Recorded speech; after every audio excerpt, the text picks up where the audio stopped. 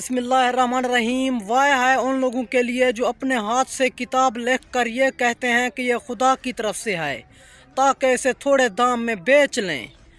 ان کے لیے اس تحریر پر بھی عذاب ہے اور اس کی کمائی پر بھی۔ یہ کہتے ہیں کہ ہمیں آتش جہنم چند دن کے علاوہ چھو بھی نہیں سکتی۔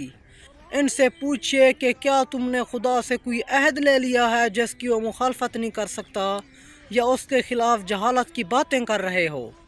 یقیناً جس نے کوئی برائی حاصل کی اور اس کی غلطی نے اسے گھیر لیا، وہ لوگ اہل جہنم ہیں اور ہمیشہ وہی رہنے والے ہیں۔ اور جو ایمان لائے اور انہوں نے نیک اعمال کیے وہ اہل جنت ہیں اور وہی ہمیشہ رہنے والے ہیں۔ اور اس وقت کو یاد کرو جب ہم نے بنی اسرائیل سے عہد لیا کہ خبردار خدا کے علاوہ کسی کی عبادت نہ کرنا، اور ماں باپ، قرابت داروں، یتیموں اور مسکینوں کے ساتھ اچھا برتاؤ کرنا، لوگوں کے ساتھ اچھی باتیں کرنا، نماز قائم کرنا، زکوٰۃ ادا کرنا۔